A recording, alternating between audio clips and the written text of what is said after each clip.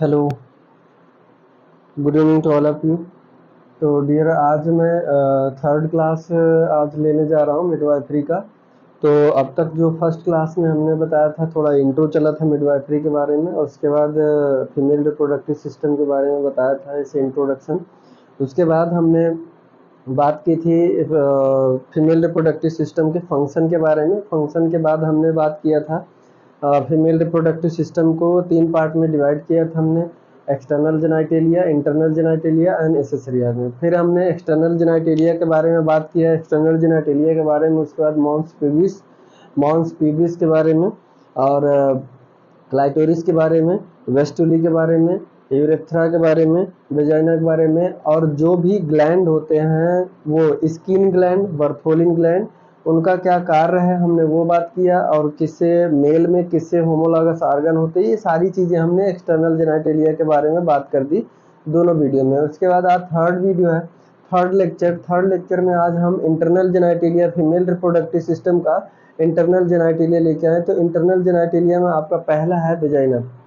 तो वेजाइना के बारे में अगर हम बात करें, वेजाइना है, सर्विक्स है, यूट्रस है, फेलोपियन ट्यूब, और या फिर यूट्राइन ट्यूब भी बोलते हैं इसे। उसके बाद आपका ओवरीज है। ठीक, तो पहले हम इस पे वेजाइना पे बात कर रहे हैं। वेजाइना को हमने इसे क्या कहते हैं, देखिए वेजाइना क्या होता है कि it is muscular hollow tube होता है, यह एक ट्यूब की तरह होता है, मस्कुलर होता है, विच एक्सटेंड मतलब फैला हुआ है। कहाँ से? फ्रॉम वेजाइनल ओपनिंग, माने कि बाहर से ओपनिंग जो है वहां से लेके सर्विक्स, यूट्रस के सर्विक्स तक। अभी मैं फिगर बना रहा हूँ, आपको दिखा रहा हूँ कि कहाँ से। हमने कल फिगर भी बनाया था, आपको दिखाया था कि ये देखिए, ये हमने आपको फिगर कल बताया भी था। ठीक, ये तो इसमें हमने देखिए पहले हम यूरिनरी ब्लैडर बनाए थे। ठीक, यूरिनरी ब्लैडर, उसके बाद हमने यूट्रस बनाया था, ठीक, उसके बाद ये हमने रेक्टम दिखाया था। ठीक, ये ठीक, तो ये यूरिनरी ब्लैडर है, यूरिनरी ब्लैडर। ठीक, तो ये यूरिनरी ब्लैडर को जब यहाँ पे यूरिन भरेगा तो यूरेथ्रा से आएगा, तो ये यूरेथ्रल ओपनिंग, यानी अब टॉप पे इधर यूरेथ्रल ओपनिंग है और नीचे क्या है, वेजाइनल ओपनिंग है। यूरेथ्रल ओपनिंग और ये वेजाइनल ओपनिंग। तो यही इसमें कहा है कि ये ट्यूब यहाँ से यहाँ तक की बात कर रहा है, उसके बाद सर्विक्स आ जाएगा। ठीक, यहाँ से यहाँ तक की बात कर रहा है। तो जो वेजाइना होता है, वेजाइना का, तो इसमें कहा कि ये जो वेजाइना होता है muscular hollow tube which extend from vaginal opening. देखिए वेजाइनल ओपनिंग ये बाहर की तरफ यहाँ से लेके कहाँ तक, cervix of the uterus, uterus का ये सर्विक्स है। ठीक, यानी अगर हम देखिए थोड़ा सा इसको बाहर से बनाएं,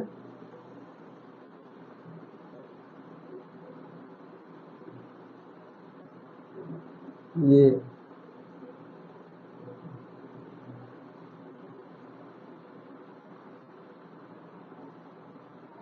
ठीक, तो ये है, यहाँ से देखिए ये वाला पोर्शन इतना क्या है, सर्विक्स है, और यहाँ से क्या है, वेजाइना है। ठीक, वेजाइना है।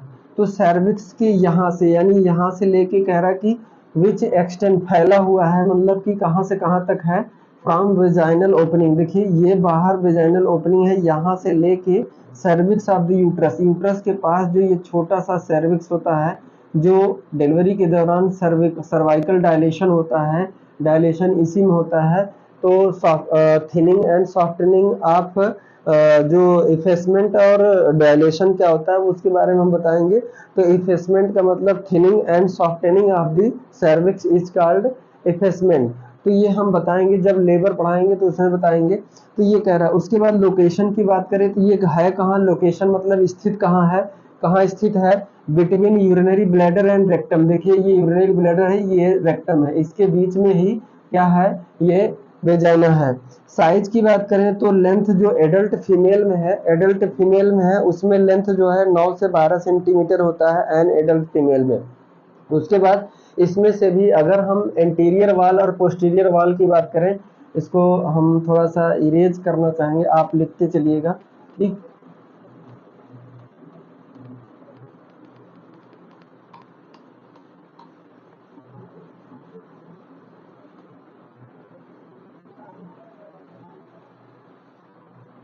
देखिए यहाँ पे जो हमने साइज की बात की, साइज की, तो साइज में हमने कहा कि 9 से 12 सेंटीमीटर, कितना, 9 से 12 सेंटीमीटर इन एडल्ट फीमेल में, ठीक, एडल्ट फीमेल में इसका इसका साइज लगभग 9 से 12 सेंटीमीटर, ठीक, फीमेल एडल्ट में। अब इसमें 9 से 12 में देखिए आपको बता दूं कि एंटीरियर और पोस्टीरियर, पोस्टीरियर मतलब पीछे की तरफ, एंटीरियर मतलब आगे की तरफ।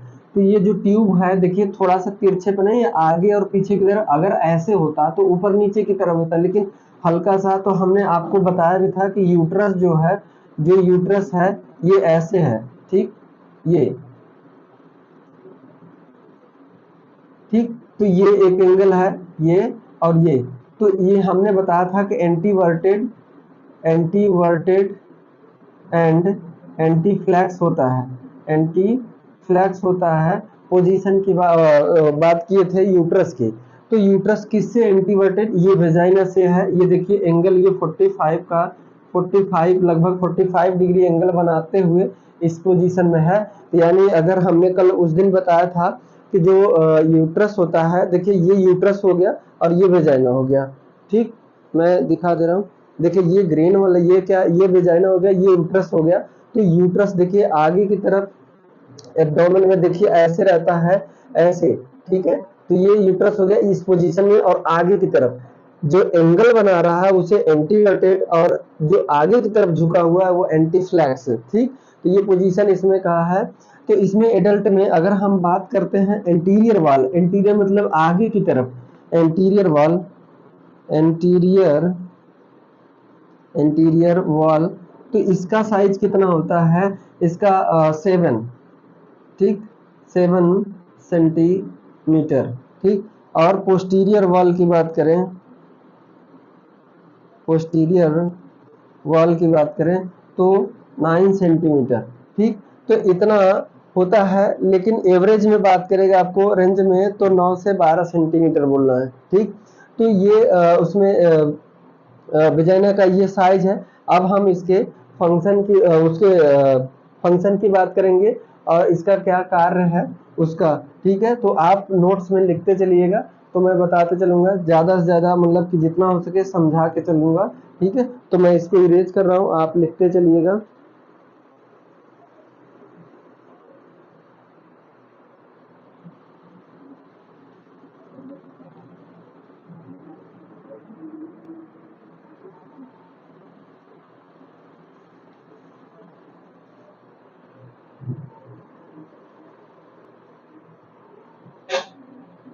तो देखिए इसमें आगे हम बात करते हैं, तो सबसे मोस्ट इम्पॉर्टेंट जो क्वेश्चन आता ही आता है, कंपटीशन में भी आता है, आपको यहाँ से आप सोच सकते हैं कि यहाँ से क्या क्वेश्चन पूछ सकता है। क्वेश्चन ये पूछेगा, साइज पूछ सकता है, वेजाइना का साइज पूछ सकता है, और उसके बाद जो मेन है, मेन जो है वो यही पूछेगा कि वेजाइना का पीएच कितना होता है, या लगभग क्या होता है, एसिडिक होता है, बेसिक होता है। तो मैं आपको बता दूं, लगभग पीएच अगर वैल्यू पूछेगा तो पीएच 4, अगर आपको पूछेगा कि एसिडिक होता है कि बेसिक होता है तो पीएच 4 है, तो जाहिर सी बात है ये एसिडिक मीडियम होगा।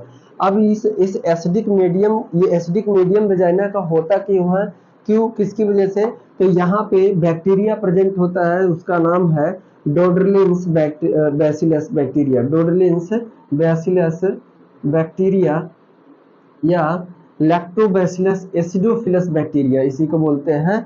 अब इस बैक्टीरिया के उपस्थिति के कारण, वहाँ पे होने के कारण, वेजाइना में प्रेजेंस होने के कारण वहाँ का मीडियम एसिडिक होता है।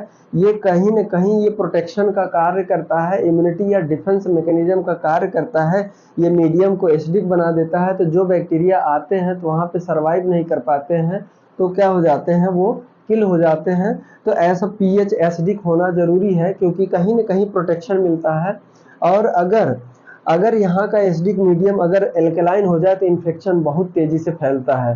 यूटीआई यूरिनरी ट्रैक्ट इन्फेक्शन बहुत तेजी से फैलता है या फिर वेजाइनल इन्फेक्शन बहुत तेजी से फैलता है। ठीक, तो आपको हमने बता दिया कि ये बहुत इंपॉर्टेंट क्वेश्चन है कंपटीशन के अनुसार, कंपटीशन के लिए ये बहुत है कि कौन से ऐसे बैक्टीरिया है जो वेजाइना के पीएच को एसिडिक मीडियम बनाता है।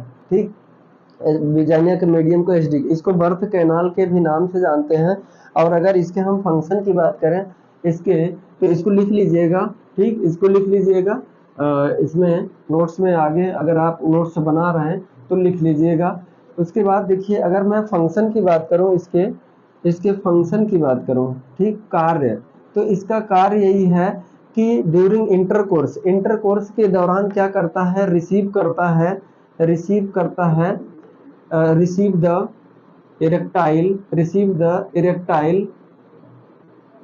इरेक्टाइल मेल पेनिस एंड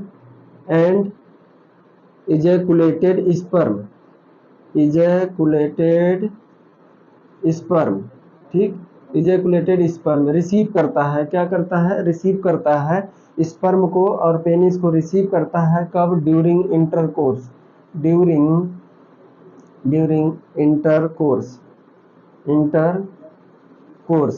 ठीक, ड्यूरिंग इंटरकोर्स यानी कि जब कॉपुलेशन होता है, इंटरकोर्स होता है, तो उस दौरान इरेक्टाइल पेनिस को रिसीव करता है और इजैकुलेटेड स्पर्म को रिसीव करता है, ये कार्य है इसका। और दूसरा ये है कि मेंस्ट्रुअल फ्लो होने में मदद करता है,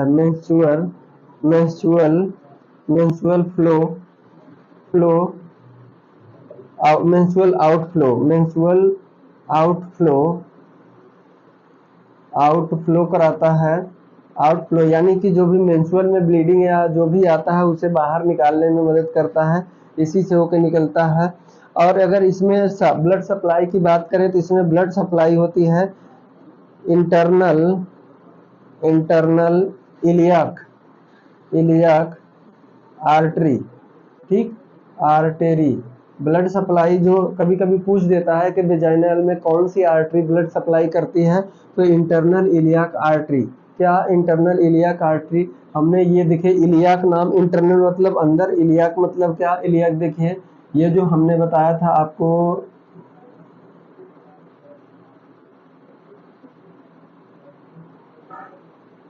ठीक, तो ये जो पेविस है, तो यहाँ पे एक आर्टरी गई रहती है, आर्टरी देखिए इधर से ये जो आर्टरी यहाँ ऊपर से आई रहती है, तो इसी का ब्रांच जो है इसमें ब्लड सप्लाई करता है इंटरनल इधर की तरफ, इंटरनल की तरफ, और ये एक्सटर्नल की तरफ। ये मोटी सी आर्टरी ये जाती है, इसी से एक ब्रांच निकलता है और यही क्या करता है, सप्लाई करता है। ठीक, ज्यादातर जो है कि इस इलियाक, तो ये इलियाक रीजन है, इलियाक से ही ब्रांच में आता है, इसीलिए इसका नाम इलियाक, इंटरनल इलियाक आर्टरी के नाम से जानते हैं, इसको सप्लाई करता है। ठीक, तो ये आपका वेजाइना है। वेजाइना से दो क्वेश्चन बन सकते हैं, एक तो साइज का, ठीक, कि उसका साइज क्या है, एंटीरियर वाल और पोस्टीरियर वाल, और उसके बाद यूट्रस से इसका एंगल पूछ सकता है, 45 डिग्री बनाता है। ठीक, उसके बाद इसका लेंथ की बात करें तो लेंथ अगर पूछ सकता है तो 9 से लगभग 9 से 12-15 सेंटीमीटर तक। और उसके बाद इसमें ये पूछता है कि इसका मीडियम कैसा होता है, एसिडिक होता है। ठीक, और ये एसिडिक मीडियम किस लिए होता है, किसकी वजह से होता है, तो एक बैक्टीरिया प्रेजेंट, डोडरीन बैसिलस बैक्टीरिया या फिर लैक्टो एसिडोफिलस बैक्टीरिया जो हमने पीछे बताया, तो ये होता है। अब वेजाइना के बाद आइए अब हम यूट्रस की बात करते हैं। ठीक, यूट्रस की बात करते हैं।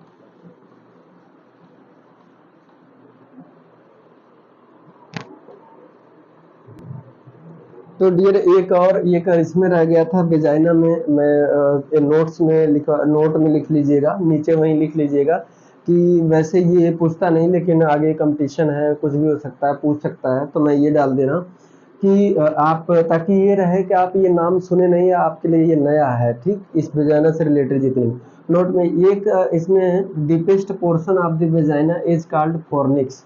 क्या बोलते हैं, फॉर्निक्स, FORNICS, फॉर्निक्स बोलते हैं, जो वेजाइना के डीपेस्ट पार्ट होता है। ठीक, ये यूट्रस हो गया। ये यूट्रस हो गया और उसके बाद ये वेजाइना।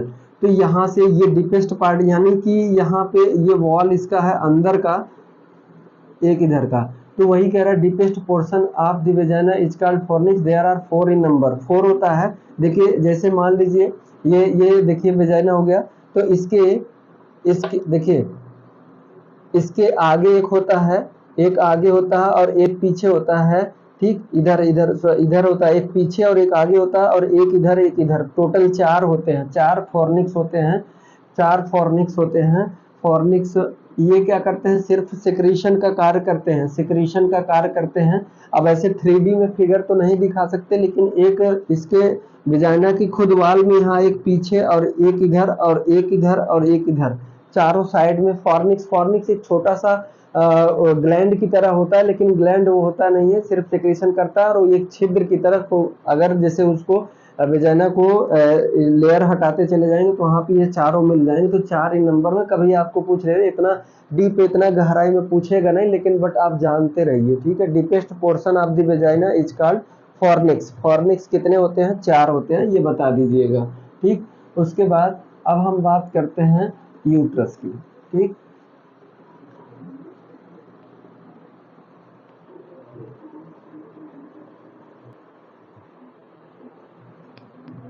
तो देखिए अब मैं यूट्रस के बारे में बात कर रहा हूँ। यूट्रस का ये क्या होता है, ये it is highly muscular part of the female reproductive system. It is highly muscular part of the female reproductive system.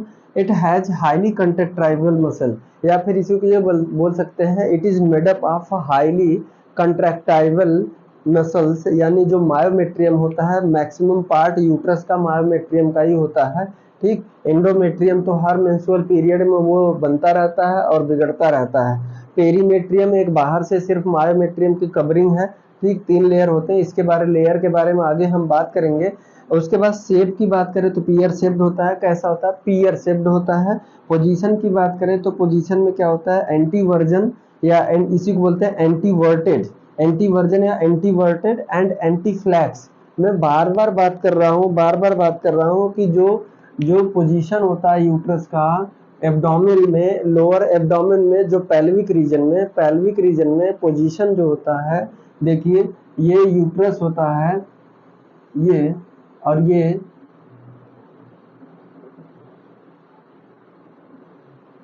देखिए इस तरह से होता है, ठीक। तो ये देखिए एंगल,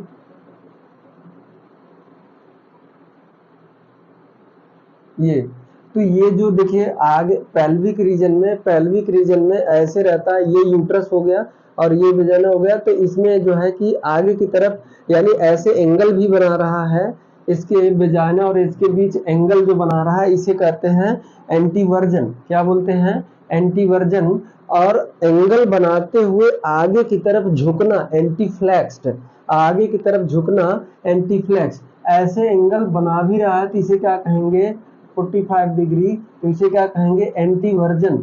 और एंगल बनाने के बाद आगे की तरफ झुका है तो एंटीफ्लेक्स बोलते हैं। क्या बोलते हैं, एंटीफ्लेक्स। तो ये पोजीशन है। उसके बाद लोकेशन की बात करें तो लोकेशन ये स्थित कहाँ पे है, देखिए मैं इसको हटा रहा हूँ।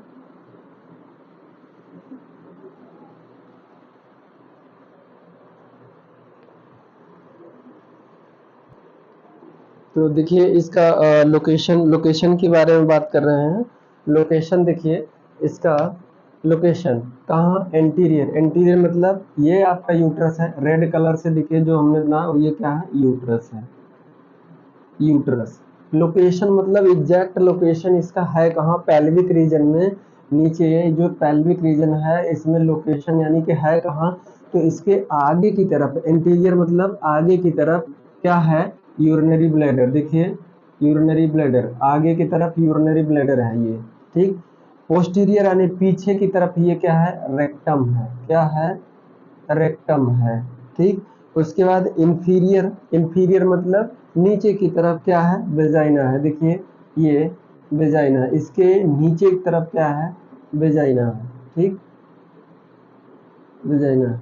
उसके बाद लेटरल मतलब इसके साइड बाई, ठीक। ये यूट्रस है, यूट्रस के इधर साइड में और उस साइड में, यानी कि लेटरल साइड में, साइड वाइज बगल में क्या है, फैलोपियन ट्यूब एंड ओवरी है। ठीक, ऐसे कुछ होगा, ये फैलोपियन ट्यूब एंड ओवरी होगा लेटरल साइड में, एक उधर और एक इधर, दो ओवरी दो फैलोपियन ट्यूब। ठीक है, तो ये लोकेशन हो गया। लोकेशन के बाद अब हम बात करते हैं इसके वॉल के। ठीक, तो इसको आप लिख लीजिएगा, मैं एक एक करके धीरे धीरे आपको समझा दे रहा हूँ। ठीक,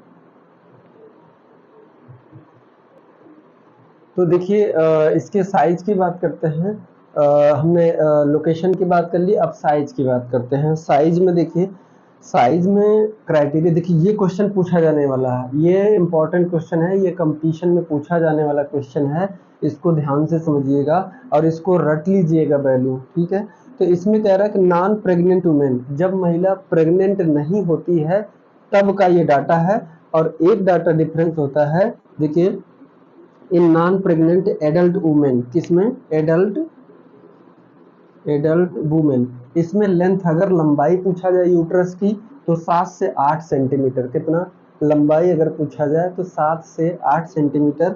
थिकनेस और मोटाई पूछा जाए तो 1.5 से 2 सेंटीमीटर।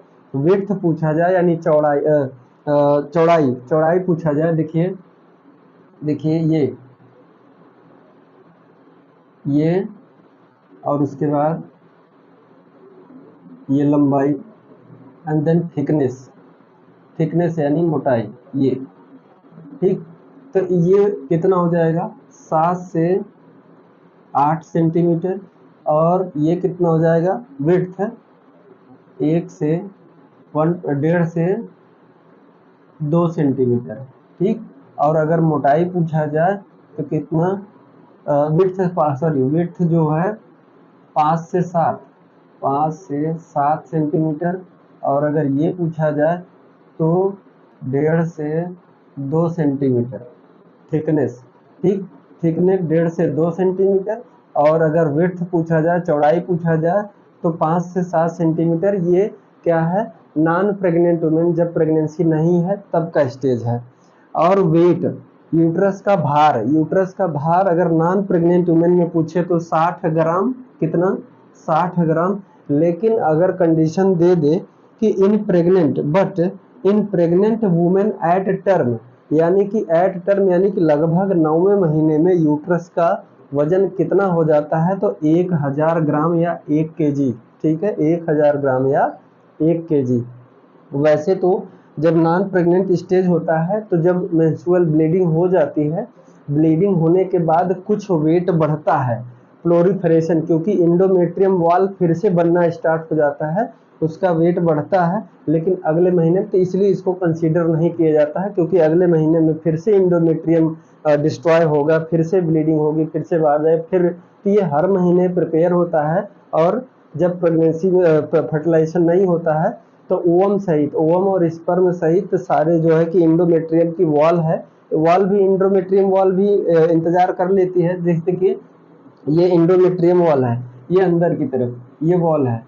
ठीक, इंडोमेट्रियम अब ये प्रिपेयर हो जाती, तैयार हो जाती है जब ब्लीडिंग वंस 1 से 5 दिन तक, 1 से 5 दिन तक तो ब्लीडिंग हुआ, फिर 5 से 14वें दिन तक खूब बढ़िया से तैयार हो जाता है इंडोमेट्रियम कि अभी फर्टिलाइजेशन होगा 2-4 दिन में। फर्टिलाइजेशन होने के बाद मेरी जिम्मेदारी बढ़ जाएगी और हमें इम्प्लांट करना होगा, रिसीव करना होगा, किसको, जाइगोट को। यहाँ पे फर्टिलाइजेशन होने के बाद जाइगोट आता है तो यहाँ पे इम्प्लांट होता है।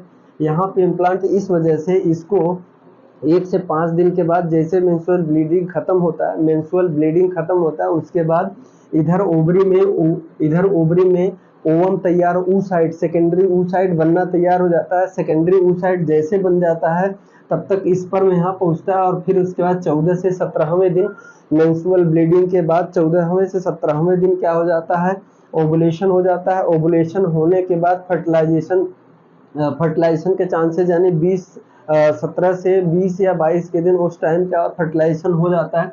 उसके बाद 6 दिन बाद, फर्टिलाइजेशन के 6 दिन बाद जाइगोट यहाँ पे आ जाता है इम्प्लांट होने के लिए इंडोमेट्रियम के पास। तो ये पूरी प्रक्रिया है। इस प्रक्रिया में अगर फर्टिलाइजेशन नहीं हुआ, मेंस्ट्रुअल ब्लीडिंग हो गई, ओवुलेशन भी हो गई, वो बाहर भी आया, स्पर्म नहीं मिला, फर्टिलाइजेशन नहीं हुआ, तो फिर से ब्लड में किसकी मात्रा बढ़ जाएगी, इसका एलएच की मात्रा बढ़ जाएगी। एलएच की मात्रा बढ़ने के यानी ल्यूटिनाइजिंग हार्मोन्स की मात्रा बढ़ जाएगी, तो वो क्या करेगा, यहाँ से एस्ट्रोजन की मात्रा बढ़ा देगा। बढ़ाने के बाद क्या होगा, तो इसमें फिर से इंडोमेट्रियम टूटना स्टार्ट हो जाएगा। इंडोमेट्रियम दोनों साइड का इंडोमेट्रियम टूट के इधर से तो मेंस्ट्रुअल ब्लीडिंग के थ्रू फिर अगले मेंस्ट्रुअल फ्लो में आ जाएगा, ब्लीडिंग बाहर आने लगेगा, तो यही ब्लीडिंग होता है। तो मेंस्ट्रुअल पीरियड जब हम पढ़ाएंगे तो उसमें डिटेल में बताएंगे कौन कौन से हार्मोन्स होते हैं, कब कब क्या चेंजिंग होता है। तो ये है साइज के बारे में बात कर लिया हमने। प्रेग्नेंट में कब होता है, अब प्रेग्नेंट में और नॉन प्रेग्नेंट में कैसे होता है। तो ये ज़्यादातर नॉन प्रेग्नेंट स्टेज का ही पूछता है, प्रेग्नेंट में नहीं होता, क्योंकि प्रेग्नेंट में क्या है, महिला पता नहीं माल नरिश्ड है, कुपोषित है कि कैसे नहीं है, तो उसका क्या है कि वजन कितना है, उसी के हिसाब से फुल डेवलप बॉडी है कि पुअर डेवलप बॉडी है, तो इस वजह से तो इसको लिख लीजिएगा। उसके बाद अब हम बात करते हैं, इसको इरेज कर देते हैं।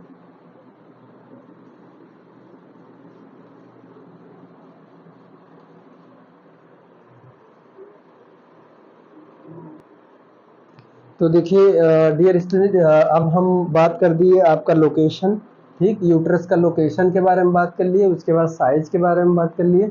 अब हम बात कर रहे हैं पार्ट ऑफ यूट्रस। यूट्रस को वॉम्ब भी बोलते हैं, ठीक, वॉम्ब भी बोलते हैं। पार्ट ऑफ यूट्रस में क्या होगा, पहला फंडस होगा। हमने अभी फिगर जो बनाया था इससे पहले, हमारा ये व्हाइट बोर्ड छोटा है, स्मार्ट बोर्ड, इस वजह से, तो ये फंडस था हमने जो अभी बनाया था।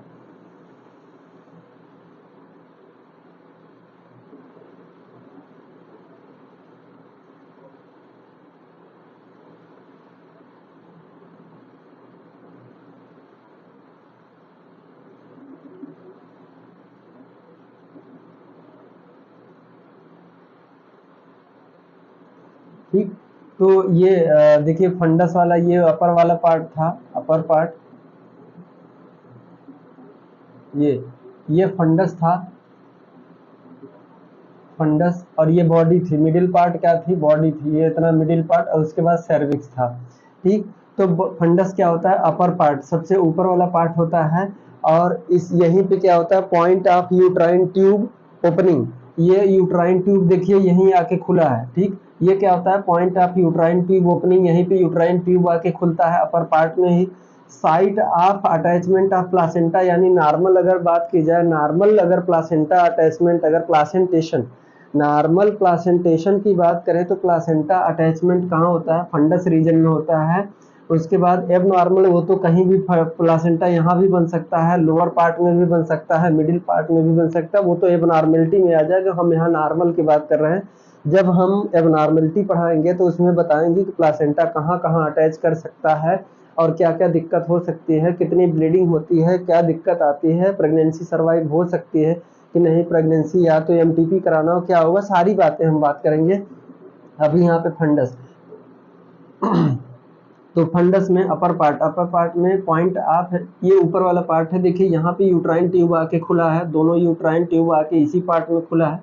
उसके बाद अटैचमेंट ऑफ प्लासेंटा, यहीं पे प्लासेंटेशन, नॉर्मल प्लासेंटेशन होता है। उसके बाद बॉडी की बात करें यानी मिडिल पार्ट की बात करें तो मिडिल पार्ट होता है, और ये यहाँ पे इम्प्लांटेशन होता है किसका, ब्लास्टोसिस का। फर्टिलाइजेशन के बाद जो जाइगोट बनता है, फर्टिलाइजेशन के बाद जो जाइगोट बनता है, वो जाइगोट 6 दिन बाद चेंज हो जाता है 6 डे में। कितने दिन, 6 डे में, 6 डेज में चेंज हो जाता है किसमें, ब्लास्टोसिस्ट में, ब्लास्टोसिस्ट में यहाँ पे यानी कि लगभग 32 से 16 से 32 सेल स्टेज हो जाता है, 16 से 32 सेल स्टेज। इसको हम बताएंगे जब फर्टिलाइजेशन बताएंगे, तब बताएंगे कि कब कब का कितने सेल स्टेज बनता है, उसको जब फर्टिलाइजेशन बताएंगे तब। ये अभी नॉर्मल स्ट्रक्चर आप अच्छे से पढ़े रहेंगे तो उस टाइम जब मैं बताऊंगा तो मुझे समझाने आप समझ जाएंगे। ब्लास्टोसिस्ट जब 16 से 32 सेल्ड स्टेज पहुंच जाता है तो ये ब्लास्टोसिस्ट आके यहाँ पे मिडिल पार्ट में यहाँ पे इम्प्लांट होता है, ठीक, यहाँ पे इम्प्लांट होता है। तो ये क्या कराता है, इम्प्लांटेशन साइट, मतलब बच्चे को इसको ब्लास्टोसिस्ट को रिसीव करता है, ऐसे लेगा और ऐसे लेने के बाद कवर करके ऐसे अंदर कर लेगा, जिसे डिसिडुआ बोलते हैं। डिसिडुआ बेसिलिस और डिसिडुआ फंक्शनलिस बोलते हैं। जब अभी हम यूट्राइन के लेयर के बारे में बात करेंगे तो इसके लेयर के बारे में हम बता देंगे कि कौन रिसीव करता है और मेंस्ट्रुअल पीरियड के दौरान कौन सा डिसिडुआ मतलब डिस्ट्रॉय होकर बाहर निकलता है हर महीने, वो बताएंगे, ठीक है। तो यहाँ पे ब्लास्टोसिस्ट रिसीव करता है कौन, मिडिल पार्ट पे। अब बात करें कि यूट्रस का पार्ट सेर्विक्स को भी माना जाता है, जो लोअर पार्ट माना जाता है, और ये क्या करता है कि connect the uterus with vagina. ये वेजाइना, देखिए ये वेजाइना हो गया, ये नीचे वाला पोर्शन वेजाइना हो गया। वेजाइना को किससे कनेक्ट कर रहा है, यूट्रस से। यूट्रस से कनेक्ट करने का कार्य कर रहा है, देखिए।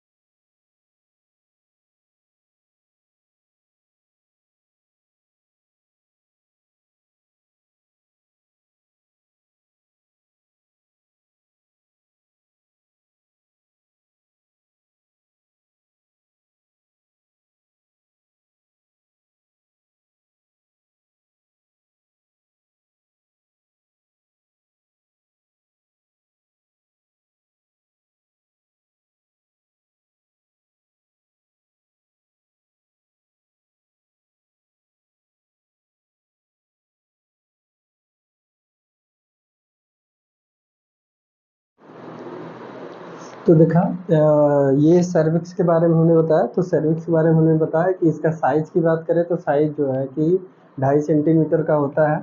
ये देखिए, सर्विक्स के बारे में हमने बात किया, ये 2.5 सेंटीमीटर का लगभग होता है। और इसकी बात करें तो इसका क्या है कि हमने ये बताया कि जब डिलीवरी के दौरान होता है सर्वाइकल इफेसमेंट और डायलेशन होता है, तो वहाँ पे इसका महत्व होता है। ये बहुत छोटा सा पार्ट होता है, ये 2.5 होता है, ठीक। और उसके बाद इसमें हमने बताया सर्वाइकल इफेसमेंट और सर्वाइकल डायलेशन बताया। तो ये क्या करता है, सिर्फ यूट्रस के अपर पार्ट को वेजाइना से कनेक्ट करता है, यूट्रस को वेजाइना से कनेक्ट करने का कार्य करता है। लेकिन इसका अगर रोल बात करें तो ये आपको जानना जरूरी है कि जब सर्वाइकल डायलेशन और इफेसमेंट होता है during first stage of labour, तब उस टाइम इसकी ज़रूरत होती है। ठीक, तो इसको लिख लीजिएगा। अब हम जो बात करने जा रहे थे पार्ट ऑफ यूट्रस के बाद अब हम लेयर ऑफ यूट्रस की बात करने जा रहे हैं। तो लेयर ऑफ यूट्रस के बारे में ध्यान दीजिएगा, अच्छे से बताएंगे कि कौन सा का लेयर का कितना रोल है, और कौन सा लेयर मेंस्ट्रुअल पीरियड के दौरान डिस्ट्रैक्ट होता है, मतलब कि टूट के नीचे आता है, और कौन सा प्रेगनेंसी के दौरान डिलीवरी के दौरान लेबर के में पार्टिसिपेट ज़्यादा करता है और क्या। तो इसमें हम देखिए फिगर बनाया है, हमने लेयर दिखाया है यूट्रस, या इसे वॉर्म कहते हैं। तो लेयर ऑफ यूट्रस में इसमें तीन आपको जब सामान्यतः फर्स्ट ईयर में ही जेएनएम फर्स्ट ईयर, चाहे बीएससी नर्सिंग फर्स्ट ईयर, चाहे एनएम फर्स्ट ईयर कर रहे हैं, तो आपको ये बता दिया जाता है कि 3 लेयर होते हैं। आउटर को पेरी कहते हैं, और मिडिल को मायोमेट्रियम कहते हैं, इनर को इंडोमेट्रियम कहते हैं। तो अब हम बात करेंगे कि इनका एक एक पेरीमेट्रियम के बारे में, मायोमेट्रियम के बारे में और इंडोमेट्रियम के बारे में। तो इसको आप लिख लीजिएगा, मैं इसको इरेज करने जा रहा हूँ, ठीक है।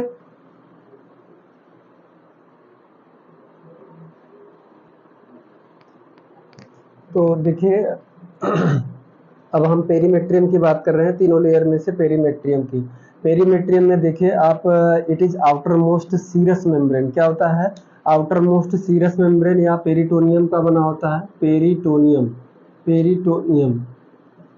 पेरिटोनियम का बना होता है। ये बाहर से कवर करके ये फंडस और ये बॉडी को पूरा कवर करता है, लेकिन यहाँ सर्विक्स के जस्ट ऊपर ही रहता है।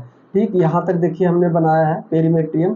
तो ये उसको इसको भी पोस्टीरियरली पीछे की तरफ और इंटीरियरली की तरफ ये चारों तरफ से घेर के रखता है, एक पाउच की तरह बनाता है, एक पाउच की तरह बनाता है ये आगे से यूरिनरी ब्लैडर में अटैच होके और पीछे से रेक्टम के अटैच के बीच में एक पाउच टाइप बना देता है।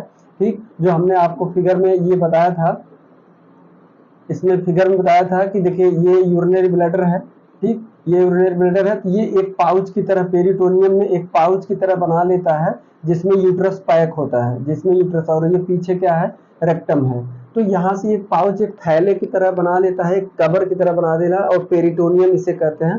ठीक, तो उसके बाद अब हम बात करें बाकी इसका रोल क्या है, कि जब एबनॉर्मलिटी आप पढ़ेंगे, जब आप एबनॉर्मलिटी पढ़ेंगे तो वहाँ पे हम आपको बताएंगे कि पेरिटोनियम में इन्फेक्शन होने पे क्या होता है, क्या नहीं होता है। ठीक, उसके बाद हम बात करते हैं मायोमेट्रियम की। मायोमेट्रियम क्या होता है, highly muscular and thickest layer of the uterus होता है।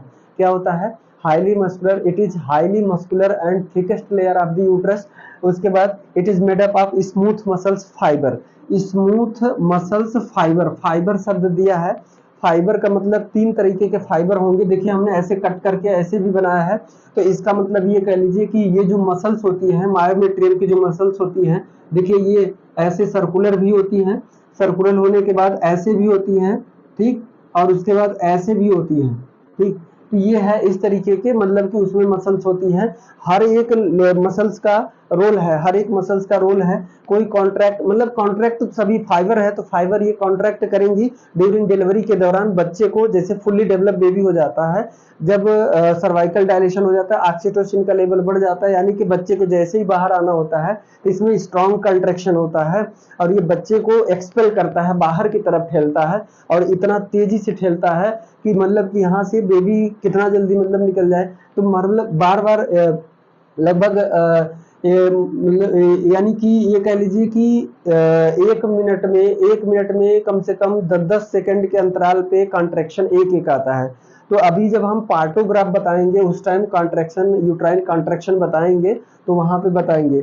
उसके बाद देखिए स्मूथ मसल्स फाइबर 3 तरीके के होते हैं, लॉन्गिट्यूडनल, सर्कुलर और इंटरलैक्टिंग। तो लॉन्गिट्यूडनल मतलब सीधे ऐसे मान लीजिए, चाहे ऐसे मान लीजिए, और उसके बाद ये दोनों जो है कि ये सभी को लॉन्गिट्यूडनल को ये कट करती हैं, इंटरसेक्टिंग मतलब एक दूसरे को कट करती हैं, और उसके बाद सर्कुलर भी होती हैं। ठीक, तो सर्कुलर होती हैं और इंटरलैक्टिंग होती हैं और लॉन्गिट्यूडनल होती हैं। तो 3 तरीके के मसल्स इसमें पाए जाते हैं। इन मसल्स का रोल क्या है अभी हम बताएंगे, जब यूट्राइन कॉन्ट्रैक्शन बताएंगे। तो ये स्मूथ मसल फाइबर का बना होता है। तो इसको लिख लीजिए, मैं इरेज करने जा रहा हूँ। ठीक, क्योंकि मेरा स्मार्ट बोर्ड बहुत छोटा है। ठीक, तो देखिए डियर, इसमें अभी हमने जो बताया कि इसके लेयर के बारे में कि 3 स्मूथ मसल फाइबर 3 टाइप के होते हैं जो इंटरसेक्ट करते हैं, सर्कुलर भी है, लॉन्गिट्यूडिनल भी है। अब इन मसल्स के इसमें देखिए कि इसमें सबसे खास बात जो 2 चीजें मैं अंडरलाइन किया हूँ, हाइपरट्रॉफी एंड हाइपरप्लेसिया, आप नाम सुने होंगे। तो हाइपरट्रॉफी का मतलब ये होता है, हाइपरट्रॉफी का मतलब ये होता है सेल की साइज बढ़ेगी। देखिए कहाँ की, सेल की साइज बढ़ेगी कब, ये दोनों हाइपरट्रॉफी मतलब cells of this layer undergoes hypertrophy and hyperplasia, यानी इसमें मायोमेट्रियम में ही हाइपरट्रॉफी और हाइपरप्लेसिया होता है। कब कब कब होता है मैं बता रहा हूं, जब देखिए जब बेबी इम्प्लांट होता है ना, यहाँ से जब ऐसे आता है, यहाँ से आता है जो ब्लास्टुला है, ब्लास्टुला आके यहाँ पे इम्प्लांट होता है, ठीक, यहाँ पे इम्प्लांट होता है। तो अपर लेयर जो होती है डिसिडुआ उसे बोलते हैं, अपर लेयर जो होती है डिसिडुआ बोलते हैं। तो डिसिडुआ फंक्शनली तो उसमें डिस्ट्रॉय हो जाती है, उसके बाद डिसिडुआ बेसिलरिस जो होती है वो आके ऐसे इम्प्लांट कराने के बाद ऐसे ऊपर से ऐसे कवर कर लेती है। अब इस सेल में क्या होता है कि बच्चे को न्यूट्रिएंट प्रोवाइड कराने के लिए, यानी कि फर्स्ट प्रेगनेंसी के फर्स्ट मंथ तक ये क्या होता है पूरी तरह से इम्प्लांट करता है और यहाँ पे ब्लड वेसल आ जाती है, इसको नरिशमेंट मिलता रहता है, जाइगोट को नरिशमेंट मिलता रहता है, फिर बढ़ता रहता और धीरे से क्या होता है कि ये अपर साइड में जाके यहाँ पे प्लासेंटा का निर्माण कर लेगा। यहाँ पे देखिए प्लासेंटा यहाँ पे हो जाएगा और यहाँ से बेबी अटैच हो जाएगा। तो अब जैसे प्लासेंटा का निर्माण जैसे होना होता है और यहाँ बेबी को बढ़ना होता है, तो इसमें 2 तरीके के सेल में इंक्रीजमेंट 2 तरीके से होता है, एक होता है हाइपरट्रॉफी और एक हाइपरप्लेसिया। और हाइपरट्रॉफी का मतलब क्या है, देखिए हाइपरट्रॉफी का मतलब increase in number of cell, देखिए increase in number of cell. देखिए इस ये इतने एरिया को देखिए, इतने एरिया में ही कितने सेल हैं। तो वैसे ही मायोमेट्रियम का जो सेल होता है इसमें दो समय समय पे जब मेंस्ट्रुअल पीरियड होता है तो उस टाइम सिर्फ और सिर्फ क्या होता है कि हाइपरप्लेसिया होता है, क्योंकि डिसिडुआ फंक्शनलिस में जो है इंक्रीज कर जाता है जब मेंस्ट्रुअल ब्लीडिंग हो जाता है, 1 से 5 दिन मेंस्ट्रुअल ब्लीडिंग हो जाता है, उसके बाद प्रोलिफरेटिंग फेज आता है। क्यों? क्योंकि वहां ओवरी में ओवम तैयार हो रहा है और ओवम तैयार होता है क्योंकि अभी 14वें से 17वें के बीच ओवम को निकलना है। तो ओवम उससे पहले, आप सोचिए कि मेंस्ट्रुअल साइकिल में 1 से 5 तक जब ब्लीडिंग होती है, तो इसमें ये जो ब्लीडिंग होती है 1 से 5 का, वो पिछले महीने का फर्टिलाइजेशन नहीं हुआ रहता है, वो ब्लीडिंग होती है। आप लोग ध्यान दे लीजिए कि ये पिछले महीने का जो मेंस्ट्रुअल पीरियड में फर्टिलाइजेशन नहीं हुआ है 1 से 5 दिन का जो ब्लीडिंग होती है वो होती है, ठीक। उसके बाद नया शुरुआत तो तब होता है, देखिए यहाँ से ये टूट के ये गिरता है। तो आपको पूछता है कभी कभी आपको पूछता है कि मेंस्ट्रुअल फ्लो होता है 1 से 5 दिन तक, उसमें क्या क्या होता है। तो आपको बताना होगा कि एंडोमेट्रियम डिस्ट्रक्टेड एंडोमेट्रियम मतलब टूटा हुआ एंडोमेट्रियम, ओवम होता है, क्योंकि ओवम कैसा अनफर्टिलाइज ओवम बोलना है, अनफर्टिलाइज ओवम होता है, एंडोमेट्रियम होता है और सीमेन होता है और फ्लूइड होता है, म्यूकस होता है। और लगभग 20 से 50 ml ब्लड हो सकता है, मे बी कम से कम 20 और ज्यादा से ज्यादा 50, और 20 से कम आया तो भी दिक्कत है और 50 से ज्यादा आया तो भी दिक्कत है। तो ये सब के बारे में जब एबनॉर्मलिटी हम बताएंगे तो डिसएमनोरिया, हाइपर एमनोरिया, हाइपोएमनोरिया जो भी है वो हम बताएंगे। अभी यहाँ पे क्या है, हाइपरट्रॉफी और हाइपरप्लेसिया के बारे में बता रहा था। तो ये प्रेगनेंसी के दौरान हाइपरट्रॉफी और हाइपरप्लेसिया वहां भी देखने को मिलता है और मेंस्ट्रुअल पीरियड में भी मिलता है। क्यों? क्योंकि यहाँ पे जैसे जाइगोट आता है तो इस जाइगोट को कवर करना होता है। सेल क्या होती है, ग्रोथ होती है, सेल 1 से 2 ऐसे कवर करती हैं ऐसे, ठीक, नंबरिंग। अब जब नंबर में बढ़ा के अगर कवर करें, जाइगोट को कवर करें नंबर में बढ़ा के, तो उसे क्या कहेंगे, हाइपरट्रॉफी। इसे क्या कहेंगे,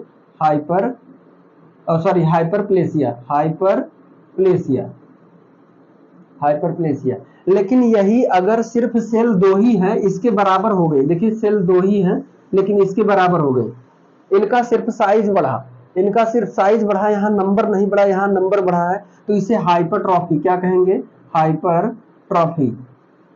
ट्रॉफी, ट्रॉफी मतलब जानते हैं जो ट्रॉफी लेते हैं, देखिए ट्रॉफी की तरह ऐसा लगता है ना, बड़ी सी ट्रॉफी जो ट्रॉफी होती है, तो इसीलिए ये याद कर लीजिए। हाइपरप्लेसिया मतलब increase in number of cell, और हाइपरट्रॉफी का मतलब increase in size of the cell. तो ये दोनों आपको बहुत मतलब ये क्वेश्चन देखिए, क्वेश्चन पूछेगा क्या कि during pregnancy at the time of implantation uterus में दो एक्टिविटीज होती हैं।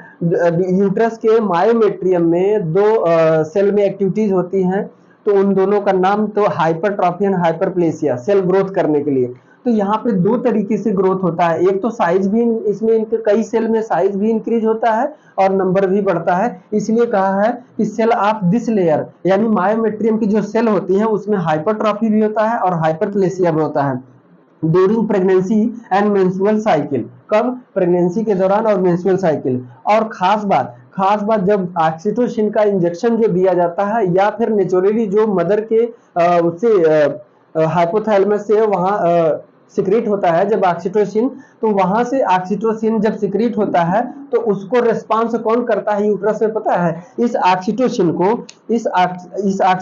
को वहां पे, यानी कि डिलीवरी के दौरान आप अगर बाहर से इंजेक्शन भी दे रहे हैं या नेचुरली उसके अंदर ही सिक्रीट हो रहा है ऑक्सीटोसिन का, तो ये ऑक्सीटोसिन को रिस्पांस कौन करता है? मायोमेट्रियम का सेल ही रिस्पांस करता है। यानी ऑक्सीटोसिन कहता है कि तुझे ये चाहिए, अभी तू इनएक्टिव है। दरअसल क्या होता है कि मायोमेट्रियम की सेल में जो कॉन्ट्रैक्शन होता है वो कॉन्ट्रैक्शन होता नहीं है, तो ये कहता है कि चलो ठीक है तुम्हें ये चाहिए, तो ऑक्सीटोसिन आता है मैसेज लेके कि भैया बैठे का आयो, वर्क करो, उसको बाहर करना है। तो फिर क्या होता है, मायोमेट्रियम तब जागता है, यानी ये जगाने आता है। ऑक्सीटोसिन आप डोज दिया तो वो जागा और फिर वो कॉन्ट्रैक्ट कर दिया, ठीक। तो रेस्पॉन्स कौन करता है? मायोमेट्रियम का सेल रेस्पॉन्स करता है किसको? ऑक्सीटोसिन के इंजेक्शन हो चाहे हार्मोन से, और हार्मोन से सिंथेटिक ऑक्सीटोसिन हो चाहे नेचुरल हार्मोन्स के फॉर्म में ऑक्सीटोसिन हो, तो रिस्पांस कौन करता है? मायोमेट्रियम की cell during delivery of the baby के डिलीवरी के दौरान ऑक्सीटोसिन जब देते हैं तो मायोमेट्रियम की सेल ही रिस्पांस देती है उस ऑक्सीटोसिन का। तो इसको इतना समझ में आ गया, आप नोट कर लीजिएगा। अब मैं आगे इसी अभी मायोमेट्रियम के बारे में और मैं बता रहा हूं। देखिए इंपॉर्टेंट, अब ये पॉइंट मैं ये बात करने जा रहा हूं। तो इसमें जो कंट्रैक्शन की प्रॉपर्टी होती है वो होती क्यों है? तो it have highly contractable property, contractible property during labour के दौरान। जब फर्स्ट स्टेज में ही जैसे दरअसल पेन स्टार्ट हो जाता है, तो उसको हम ये कोशिश करते हैं, देखते रहते हैं, पीवी करके देखते रहते हैं कि 4 सेंटीमीटर डायलेशन हुआ, तो यानी तब फर्स्ट स्टेज में अभी चल रहा है, अभी डिलीवरी होने का टाइम। जैसे 10 सेंटीमीटर का हुआ डायलेशन तो वो सेकंड स्टेज में आ जाएगा, यानी डिलीवर होने का टाइम है। तो यानी कि उस टाइम स्ट्रॉन्ग कॉन्ट्रैक्शन होगा इस लेयर में, और क्या करेगा? Expel out the foetus from birth canal, यानी यूट्रस से एक्सपेल करेगा किसके थ्रू? बर्थ कैनाल के थ्रू बेबी के हेड को, या पूरे बेबी को, फुली डेवलप बेबी को बाहर की तरफ ढकेलता है, ठीक। ऐसे यहाँ पे ऐसे दबेगा और ऐसे दबाने के बाद फिर ऐसे आएगा, कॉन्ट्रैक्ट करेगा और ये बाहर की तरफ ठेलेगा। तो स्ट्रॉन्ग कॉन्ट्रैक्शन पूरे मायोमेट्रियम में स्ट्रॉन्ग कॉन्ट्रैक्शन होता है, ठीक। ये प्रॉपर्टी होती है खास, ठीक। इसको लिख लीजिएगा। तो अब हम बात करेंगे, देखिए अब हम बात करेंगे एंडोमेट्रियम की, ठीक। एंडोमेट्रियम देखिए क्या होता है, it is inner layer of the uterus, ये तो आप जानते हैं। It is also called decidua, इसे क्या कहते हैं? डेसिडुआ, इसे डेसिडुआ भी कहते हैं। It is a mucous membrane, एक तरीके का ये म्यूकस मेम्ब्रेन की तरह होता है, म्यूकस मेम्ब्रेन की तरह होता है, which is made up of columnar epithelium. किसका बना होता है? कॉलुमनर एपिथेलियम का बना होता है।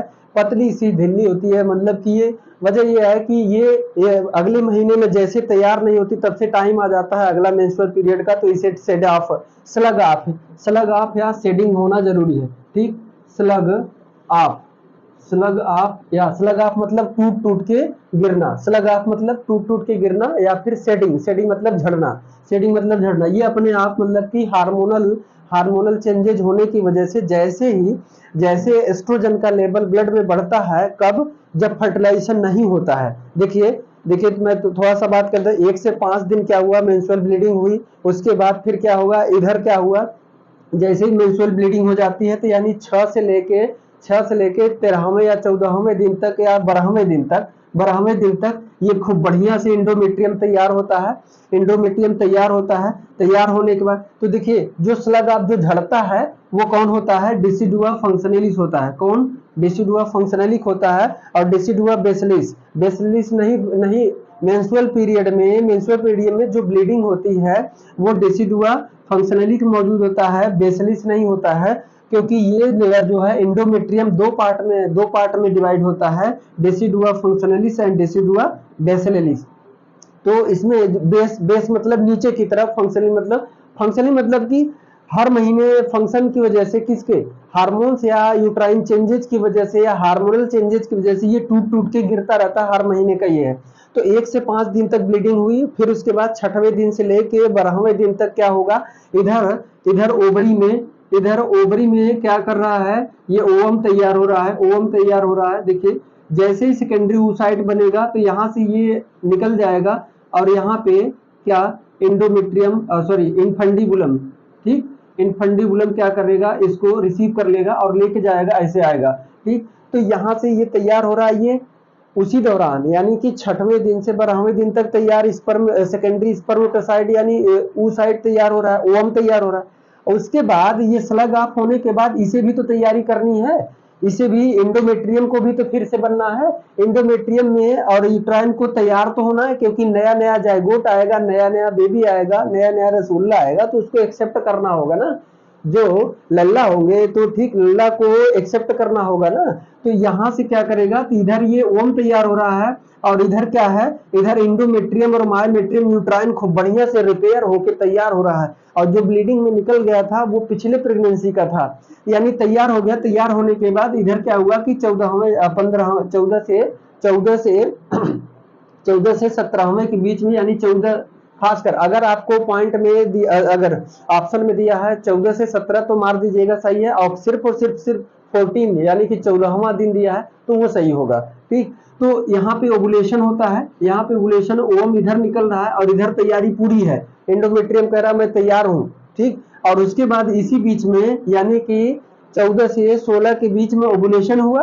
फिर उसके बाद 17वें से लेके यानी 16वें से 1 हफ्ते तक, 1 हफ्ते या 10 दिन तक अगर इंटरकोर्स हुआ तो स्पर्म आया तो फर्टिलाइजेशन का चांसेस एकदम वेरी वेरी मोस्ट है, फर्टिलाइजेशन हो जाएगा। अब जैसे ही यहाँ से जैसे देखिए, अब यहाँ से ये ओवम आया यहाँ तक जाने में इसी के दौरान लग जाता है लगभग इसको 6 डेज लग जाते हैं, तो वही 1 हफ्ते। तो यानी कि अगर ये कह लीजिए कि 16वें से लेके 16/6/22 यानी कि 22 या 25वें दिन तक, मेंस्ट्रुअल ब्लीडिंग के 25वें दिन तक अगर इंटरकोर्स हो गया तो स्पर्म चला जाता है, यानी ओवम यहाँ पहुंचा हुआ है और स्पर्म जैसे ही आया यहाँ पे फर्टिलाइजेशन हो जाता है। फिर यहाँ पे फैलोपियन ट्यूब में यहाँ पे फर्टिलाइजेशन होने के बाद इसको यहाँ इम्प्लांटेशन होने में, यहाँ आने में भी 6 दिन लगता है। फिर 6 दिन आ गया, फिर जाके इम्प्लांट होता है। तो यहाँ पे इम्प्लांट तभी होगा जब इंडोमेट्रियम बढ़िया से तैयारी किए रहेगा तब ना। तो ये इंडोमेट्रियम क्या करता है, तैयारी करता है ओवुलेशन के जस्ट बाद, ठीक। तो मेंस्ट्रुअल पीरियड जब हम बताएंगे तो कौन इसको तैयारी कराता है, कौन नहीं, प्रोजेस्टेरॉन तैयारी कराता है कि एस्ट्रोजन तैयारी कराता है कि एलएच ल्यूटिनाइजिंग हार्मोन्स तैयारी कराता है, फॉलिकल स्टिमुलेटिंग क्या उसका क्या रोल है, कहाँ पे है, ठीक। या फिर इनहिबिन, इसी में एससीजी कहाँ से निकलता है। तो सारी हार्मोन्स के बारे में हम एक एक करके बात करेंगे। तो यहाँ पे इंडोमेट्रियम के बारे में हमने बता दिया। ये क्या होता है कि इनर मोस्ट लेयर होता है। इट इज म्यूकस मेम्ब्रेन, ये म्यूकस मेम्ब्रेन का बना होता है जिसमें कॉलमनर एपिथेलियम पाया जाता है। It is divided into 2 part, ये 2 पार्ट में डिवाइड होता है। डिसिडुआ फंक्शनलिस जो कि हर मेंस्ट्रुअल पीरियड में स्लग ऑफ हो रहा है। 2 पार्ट में डिसिडुआ फंक्शनलिस जो होता है ये हर मेंस्ट्रुअल पीरियड में क्या होता है, टूट के गिर जाता है, लेकिन बेसिलिस नहीं गिरता है, ठीक। तो उसके बाद ये आप नोट कर लीजिएगा। अब मैं इसको इरेज करने जा रहा हूं, ठीक। देखिए इसके दोनों के बारे में लिख लीजिएगा, डिसिडुआ फंक्शनलिस एंड डिसिडुआ बेसिलिस, यानी इंडोमेट्रियम के दोनों लेयर हैं। ये क्या होता है, फंक्शनलिस क्या होता है, वो टूट के गिर जाता है। स्लग ऑफ मतलब टूट के गिरना, क्या, टूट के, स्लग ऑफ या सेड ड्यूरिंग मेंस्ट्रुअल पीरियड, ठीक। स्लग ऑफ मतलब झड़ना या टूट के गिरना, टूट के गिरना या झड़ना कहते हैं। ठीक, तो मेंस्ट्रुअल ब्लीडिंग, जो मेंस्ट्रुअल फ्लो होता है उसमें यही होता है, डेसिडुआ फंक्शनलिस का पार्ट टूटा हुआ सेल होता है, और मेंस्ट्रुअल फ्लो ब्लीडिंग जो म्यूकस होता है वो होता है, अनफर्टिलाइज्ड एग होता है, और थोड़ा बहुत सीमेन भी मिलता है। ठीक, स्पर्म भी मिलता है, यानी कि जो फर्टिलाइजेशन नहीं हुआ तो वो वापस से फिर से होता है। उसके बाद decidua basically it is permanently grow after menstruation, menstruation के बाद ये परमानेंटली ग्रो कर जाता है, फिर अगले मेंस्ट्रुअल पीरियड के लिए ये तैयार रहता है ऑलरेडी, और ये क्या होता है, फिर से रीजनरेट होता है। रीजनरेटिव प्रॉपर्टी इसमें भी होती है, तो इसको लिख लीजिएगा। तो देखिए अब हम बात करते हैं फंक्शन ऑफ यूट्रस। यूट्रस का फंक्शन क्या है? अगर हम देखें अभी तक जो हमने बताया लेयर के बारे में, इंडोमेट्रियम, पेरीमेट्रियम, जो भी बताया, ठीक, तो उसका फंक्शन हम एक तरफ से लिखते हैं। अगर आपसे पूछा जाए कि फंक्शन उसका क्या है, तो प्रोवाइड स्पेस क्या करता है, यूट्रस क्या करता है, provide space and favourable environment, किसके लिए, फॉर डेवलपिंग एम्ब्रियो, यानी जो जाइगोट फर्टिलाइज होने के बाद ब्लास्टोसिस्ट आया था, हाँ इम्प्लांट हुआ था, इम्प्लांट होने के बाद इसको डेवलप करने के लिए, क्या करने के लिए, इसको डेवलप करने के लिए बेबी को फेवरेबल क्या करता है, इन्वायरमेंट देता है, यानी कि जो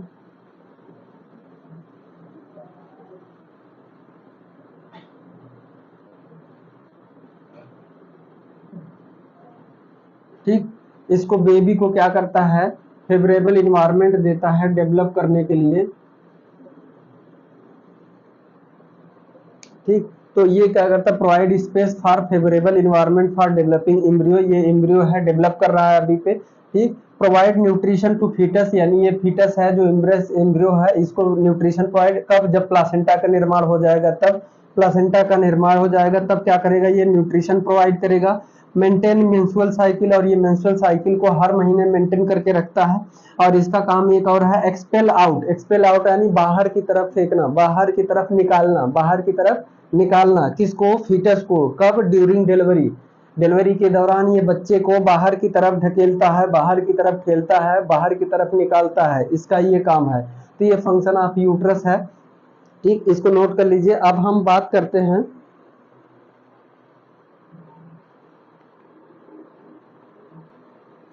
तो अब हम बात करेंगे फैलोपियन ट्यूब के बारे में। किसके बारे में, फैलोपियन ट्यूब के बारे में। फैलोपियन ट्यूब के बारे में देखिए, इसको पहले नाम जान लीजिए, नाम जान लीजिए कि कितने नाम से जानते हैं, ये जरूरी है।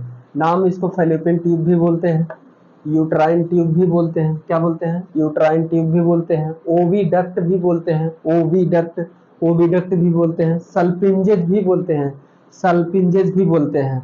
इसी में इन्फ्लामेशन हो जाता है, infection and inflammation in fallopian tube is called salpingitis. ठीक है, ध्यान दीजिए, क्वेश्चन पूछता है सल्पिंजाइटिस, सल्पिंजाइटिस।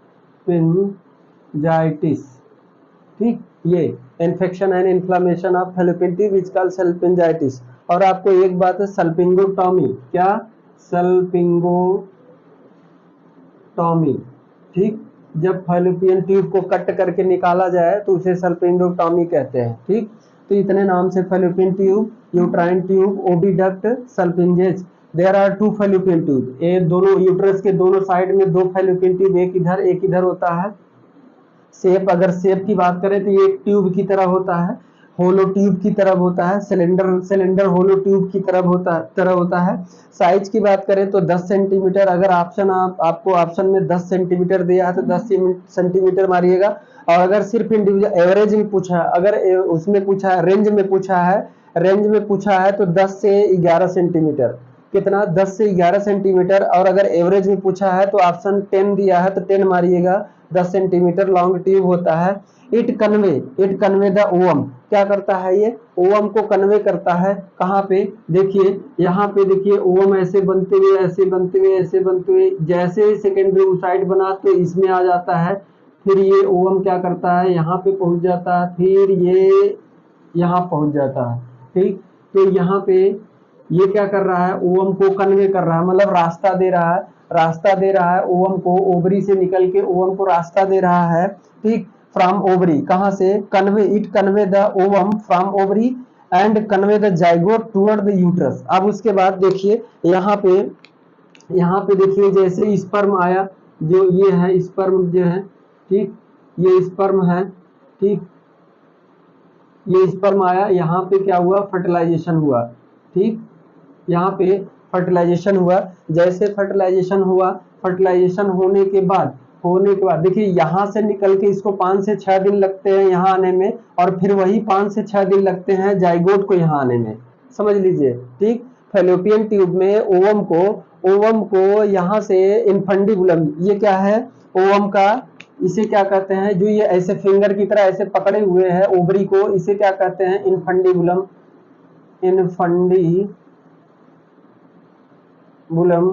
और इसे स्थमस, ये पास में है, इसको हटा दे रहे, ये लिख लीजिएगा जो हमने दिखाया है, ये लिख लीजिए, मैं हटा दे रहा हूँ, ठीक।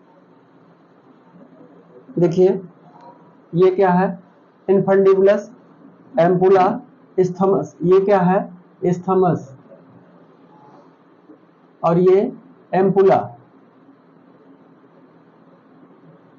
ठीक, एम्पुला एंड स्थमस, ठीक। तो यहाँ पे 3 पार्ट है, 3 पार्ट फैलोपियन ट्यूब, 3 पार्ट में इनफंडिबुलस, एम्पुला और स्थमस, ठीक। तो ये फर्टिलाइजेशन यहाँ पे हुआ, यहाँ पे फर्टिलाइजेशन होने के बाद जब जाइगोट बनता है, कब, अब देखिए फर्टिलाइजेशन हो गया, अब क्या हो गया, जाइगोट बन गया, ठीक, जाइगोट बन गया। तो देखिए जाइगोट, जैसे ही जाइगोट बनता है, 1 सेल, फिर 4 सेल, फिर 8 सेल, फिर 16, फिर 32, ऐसे बनता है। तो जैसे ही 16 आता है, फिर यहाँ से आके यहाँ एंडोमेट्रियम में यहाँ इम्प्लांट होता है, ठीक, यहाँ आ जाता है।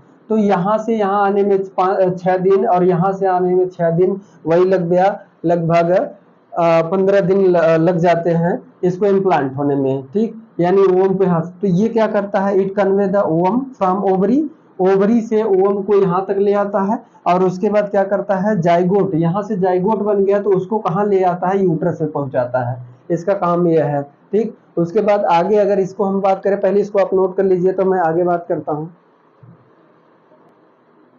तो देखिए अब हम फैलोपियन ट्यूब के स्ट्रक्चर के बारे में बात करें, फैलोपियन ट्यूब के स्ट्रक्चर की बात करें तो, और सबसे पहले तो ओपनिंग क्या है, तो ओपनिंग इसमें 2 साइड में होता है, एक इधर ओपनिंग होती है यूट्रस में, और एक इधर ओपनिंग होता है। इधर की बात करें तो इधर की अपेक्षा ओपनिंग इधर 1 mm की होती है। अगर इसका डायमीटर की बात करें तो 1 mm की जो ओपनिंग होती है, ये ट्यूब इधर की तरफ खुला है, तो इसका जो ओपनिंग होती है, ये डायमीटर, इसका डायमीटर कितना होता है, 1 mm, ठीक। और इधर साइड में कितना होता है, 2 mm, ठीक, ज्यादा इधर होता है, इधर कम होता है। तो 2 ओपनिंग होता है, एक ओवरिक साइड, एक यूट्रस साइड, ठीक, एब्डोमिनल वॉल साइड। उसके बाद स्ट्रक्चर की बात करें तो ये इट इज आउटर कवरिंग, ये बाहर से कवर किससे है, पेरिटोनियम से, पेरिटोनियम से। इट्स इनर कवरिंग, यानी अंदर से जो कवरिंग है, अंदर से जो कवरिंग है, सिलिएटेड कॉलमनर एपिथेलियम, बहुत इंपॉर्टेंट क्वेश्चन है, इंपॉर्टेंट क्वेश्चन है, सिलिएटेड कॉलमनर एपिथेलियम किससे है, ciliated columnar epithelium. It also have smooth muscles and is highly, ये किससे बना होता है, इसमें जो इसका वॉल होता है, फैलोपियन ट्यूब का जो वॉल होता है, वॉल में स्मूथ मसल्स भी होता है, और ये स्मूथ मसल बाहर से कवर हुआ, जैसे मान लीजिए आपका ये स्मूथ मसल्स का बना हुआ है, ठीक, ये स्मूथ मसल्स का बना हुआ है, और ये बाहर से कवरिंग किससे है, सिलिएटेड कॉलमनर एपिथेलियम, किससे, सिलिएटेड कॉलमनर एपिथेलियम। देखिए बात ध्यान दीजिए, सिलिएटेड मैं क्यों कह रहा हूं, देखिए ये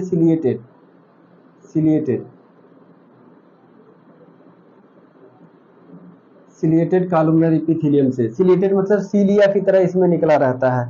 वजह यह है कि ओवा को और स्पर्म को हेल्प करता है ये मूवमेंट करने में, ऐसे सीलिया से ऐसे पकड़ के, ऐसे सीलिया से ऐसे पकड़ के, या फिर उसको धकेलने में आगे की तरफ या पीछे, फॉरवर्ड या बैकवर्ड, किसको, ओवम और स्पर्म को धकेलने का कार्य करता है। इसलिए आपसे अगर पूछा जाए कि फैलोपियन ट्यूब के इनर कवरिंग किसकी बनी होती है, inner covering ciliated columnar epithelium किसकी बनी होती है, ciliated. It also have smooth muscles, इसमें स्मूथ मसल्स होता है और इसके अंदर जो कवरिंग होती है, जो ये स्मूथ मसल्स होता है, ये हाईली सेंसिटिव होता है। किसका सेंसिटिव होता है? एस्ट्रोजन हार्मोन, जिसे स्टेरॉयड हार्मोन्स कहते हैं। एस्ट्रोजन हार्मोन जो ओवरी से निकलता है, ये हाईली सेंसिटिव होता है। ठीक, उस टाइम क्या करता है एस्ट्रोजन का हार्मोन्स इसलिए करता है क्योंकि यहाँ से जब जाता है, जब फर्टिलाइजेशन होना होता है, तो फर्टिलाइजेशन होना होता है जब ओवम होता है, ओवम में बाहरी लेयर को zona pellucida and corona radiata बोलते हैं।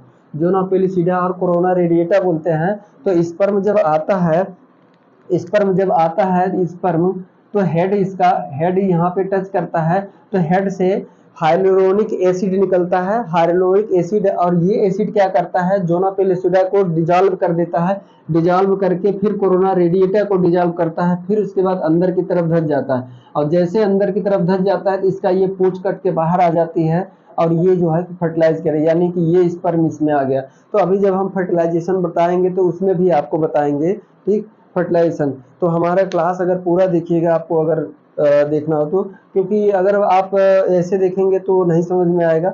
वैसे मैं हिंदी में भले यहाँ पे इंग्लिश लिख रहा हूँ तो एक एक शब्द का मतलब हिंदी में समझा दे रहा हूँ, बाकी आपकी मर्जी, अगर पढ़ेंगे आप तो आपके लिए ये फायदेमंद होगा। ठीक, तो ये स्ट्रक्चर हो गया। अब हम बात करेंगे पार्ट ऑफ फैलोपियन ट्यूब। किसकी बात करेंगे? Part of fallopian tube. आप इसको नोट कर लीजिए। तो देखिए अब हम पार्ट की बात कर रहे हैं। पार्ट क्या है? Part of fallopian tube. Fallopian tube में 4 पार्ट में होता है। 4 पार्ट में इंट्राम्यूरल या फिर इंटरस्टिशियल। देखिए हमने यहाँ पे स्थमस लिखा है ना, स्थमस के आगे जैसे यहाँ पे ये वाला जो पार्ट है स्थमस, ये यानी कि जब ये जहाँ खुलता है, जहाँ पे खुलता है यूट्रस में, जस्ट उसी को कहते हैं इंट्राम्यूरल, या इसी को कहते हैं इंट्राम्यूरल, इंट्राम्यूरल या इंटरस्टिशियल। ये नैरोवेस्ट पार्ट होता है, नैरोवेस्ट पार्ट होता है, यानी कि बहुत सकरा पार्ट होता है। इसका ये खुला कम रहता है, मतलब कि बहुत बहुत माइन्यूट होता है। नैरोवेस्ट पार्ट इंट्राम्यूरल या इंटरस्टिशियल, इसी को बोलते हैं इंट्राम्यूरल या इंटरस्टिशियल।